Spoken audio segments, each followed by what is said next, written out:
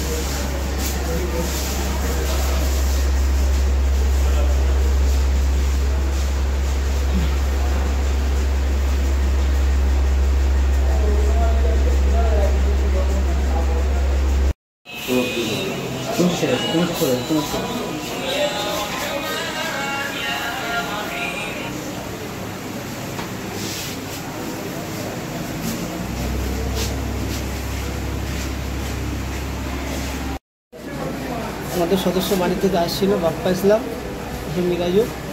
বাড়িতে আসার পথে ওখানে একটা চায়ের দোকানে আইএসএফের বেশ গোটা 10 জন লোক ছেলে দাঁড়িয়েছিল। ওখানে থাকার পরে একা পেয়ে ওকে কথা কাটাই হচ্ছে, তো হাতাহাতি করে ওকে ধরে দাবায় মিরাজুল ইসলামকে। আমাদের সদস্য বাড়ি 46 নম্বর বুথে। ওখান থেকে চলে আসে, আমরা কোনো ঝামেলা না করে পুলিশ স্টেশন গেছিলো। ওখানে আবার থামিয়ে দেওয়ার পরে আমরা হসপিটালে রিপোর্ট করতে এসেছিলাম।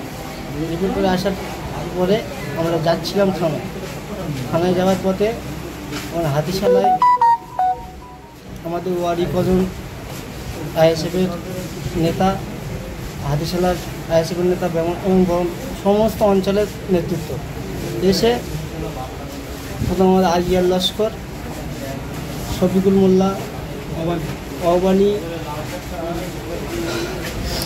হাতিশালার মজনু, মালু, নজরুল, লালচাঁদ, আরও অনেকে ছিল। নাম বলা সম্ভব হচ্ছে না, মুখ থেকে নাম লেখে আবার থানায় রিপোর্ট জমা দেবো আমরা, যেটা পারবে আইনগতভাবে। সেখানে মারলো কেন হঠাৎ করে? আমাদের সদস্যদের সাথে কথা কাটাকাটি ধাক্কাধাক্কি হতে ওরা সদস্যকে রাস্তায় ফেলে দাবানোর পরে আমরা হসপিটালে এসেছিলাম, কোনো ঝামেলা না করে। আমরা যখন প্রশাসনে আসবো, প্রশাসন যেটা করবে সেটা। এখন সামনে আপনাকে মারলো কেন? ওরা বলছে যে আমাদের লোকে ঠেঙিয়েছে, এই কারণে ধরে আমাকে লাগিয়ে হসপিটালে আসার সময় কি হসপিটালে বার হয়ে যাওয়ার সময় গাড়ি থেকে নামিয়ে মারধর করেছে। ওরা কি করে, কোন দল করে? আইএসএফ করে। সব কি দিয়ে মারধর করেছে? রড আর হেলমেট ছিল হাতে, লালচাঁদ হেলমেটের বাড়ি মাথায় মেরেছে। আচ্ছা, লালচাঁদ আমি ঠেকাচ্ছিলাম, আমি গাড়িতে লেগে থাকছিলাম, গাড়ির সদস্য গাড়ি আটকে দিয়ে ওরা আমাকে লাগিয়ে নিয়ে, এবং আমি সামনে এসেছি বলে আমাকে মেরেছে। 46 নম্বর বুথে হয়, ঠিক 6:30 পৌনে 7টার দিকে। তো ঝামেলা হতে গ্রামের মানুষরা ধাক্কাধুক্কি দিয়ে সরিয়ে দিয়েছে। যে আমাদের যে সদস্যর হাজব্যান্ড, ওকে ধাক্কা মেরে ফেলে দিয়ে ওকে তলফল করেছে। ও এখানে এসেছিল রিপোর্ট করাতে, মানে হসপিটালে। এখান থেকে রিপোর্ট নিয়ে ইতিমধ্যে আমরা চলে যাচ্ছি রাস্তার মুখে। ওরা গাড়ি আটক করে পুরো অঞ্চলের লোকজন এসে, আমি সবার নাম জানি না, কিন্তু ওখানে আটকে গাড়ির থেকে নামিয়ে নিয়ে প্রথম গাড়িটা আমরা বার করে দিয়েছি, একটা স্করপিও গাড়ি। দ্বিতীয় গাড়িটা ওই ওরা সব ছিল, ওই লাল চাঁদ বলে যে ছেলেটা হেলমেটের বাড়ি মেরে পুরো বিশাল মার মেরেছে। আমি দৌড়িয়ে পালিয়ে গেছিলাম, ওকেও মেরেছিল, ওটা আমার ভাই হয় রীতিমতো। এবার ফের আমরা সব ফোন করে আসলাম, আমরা আর আসতে পারি না।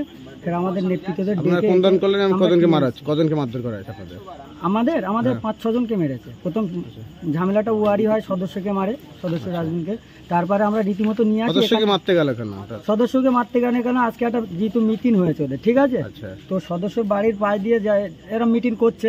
ওরা রীতিমতো সন্ধ্যেবেলা চায়ের দোকানে ওই নিয়ে ওকে গালাগালি শুরু করেছে। একা পেয়েছিল, ঠিক আছে, ও এবার কিছু না বলে, যেহেতু একা আছে, এবার ও গিয়ে বলেছে কেন গালাগালি করছিস বলে ওকে রীতিমতো ওখানে ফেলে দিয়ে ধাক্কাধুক্কি মেরে পুরো তল করে, মানে কোনো দাগ দোগ কিছু না। এখানে এসে ডাক্তার দেখেছে, ডাক্তার রিভিউও দিয়েছে। পিঠে খালি 2 জায়গায় ছড়ে গেছিলো, বাঁ দিকে পাটায় ওর বিশাল চোট হয়েছে। তো আমরা এখানে রিপোর্ট করতে এসেছি।